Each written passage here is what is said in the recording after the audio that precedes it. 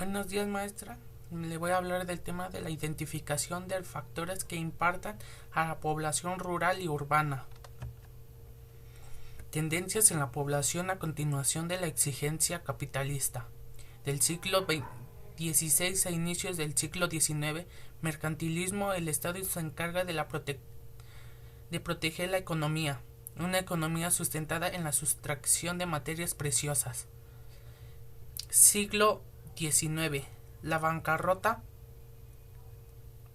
provocada por la Guerra de la Independencia dejó al país a expensas de los especuladores que condicionaron los empresarios internos y externos y cuyo adeudo motivaron algunas intervenciones militares por parte de algunos países.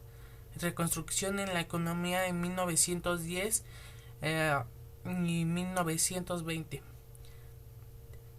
despertó la confianza del capital extranjero antes del capitalismo nacional estimulado por el gobierno prorevolucionarios, un estado interventor que fomentó la formación de organizaciones obreras y campesinas. Se incrementó la población y el flujo de capitalistas externos, mostrando una nación que paulatinamente dejan de manera rural para convertirla en industrializada.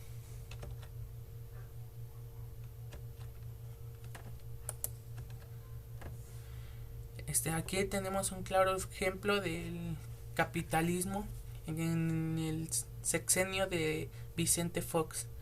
De acuerdo a la clasificación de los World Economic Forum, durante el gobernador se observó una tendencia hacia una pérdida de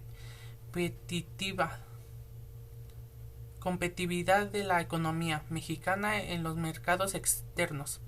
La pérdida de los competitividad significa la caída de confianza entre los países receptores de inversión extranjera directa, donde México ocupó actualmente el lugar 22 entre los 25 economías, después de haber estado entre los 10 primeros lugares. Migración. Según información de la Organización Internacional para la Inmigración, que abreviado se escribe OIM, el corredor migratorio México-Estados Unidos es el más transitado del mundo, al ser Estados Unidos el principal destino de la migración mundial, que actualmente el Estado mexicano también lleva a cabo acciones de protección a inmigrantes. De acuerdo a la Secretaría de Gobernación del último año, se llevaron 193.633 acciones de orientación. Se rescataron a 3.438 migrantes y se dio una asistencia social a 140.085. México y Estados Unidos comparten una frontera de más de 3.000 kilómetros por donde cruzan más de 1 millón de personas al día y 437.000 vehículos transitan de manera ordenada por los 58 cruces fronterizos entre nuestros países. La población total en la frontera entre ambos países es de 15 millones de personas aproximadamente, divididas en prácticamente partes iguales en cada país. La ciudad de San Diego, California, acumula el 40% del total de la población estadounidense en ciudades fronterizas.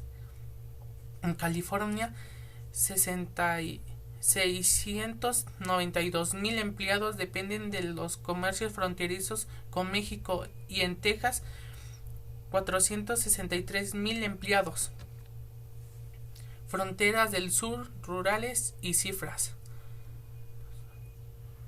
Los originarios de Honduras, El Salvador y Guatemala son aquellos con mayor número de detenciones en los últimos años, con casi tres cuartas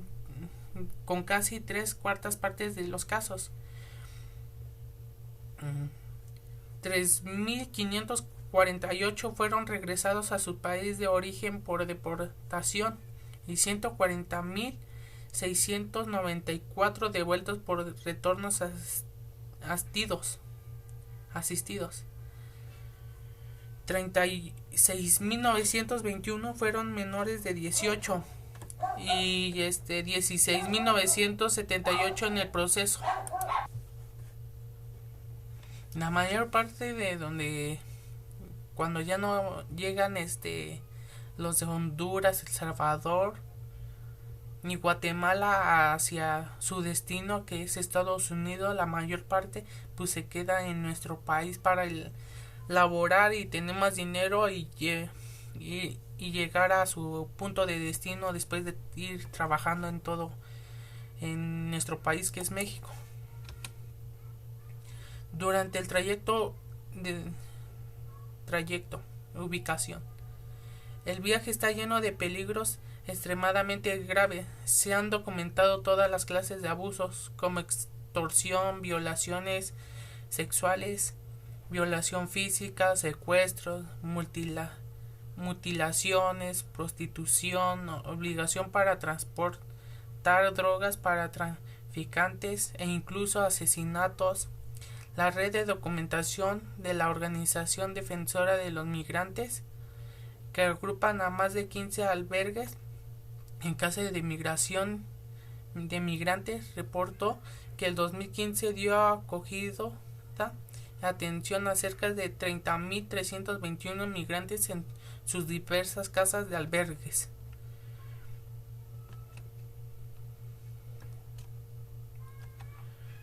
Ya que pues sí, es muy duro cuando no conocen, y más hay a veces que cuando se suben a la bestia, que es el tren, hay a veces que se suben los delincuentes y empiezan a asaltar a las personas, y todo el dinero que están aguardando para llegar a Estados Unidos, pues todo se los quitan. Hay veces que, pues como aquí lo dicen, que han matado a niños, todo eso.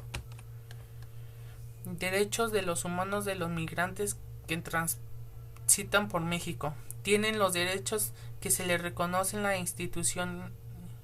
Constitución General de los Estados Unidos Mexicanos y los tratados internacionales firmados por México, sin importar su nacionalidad ni situación migratoria, con especial atención a grupos vulnerables.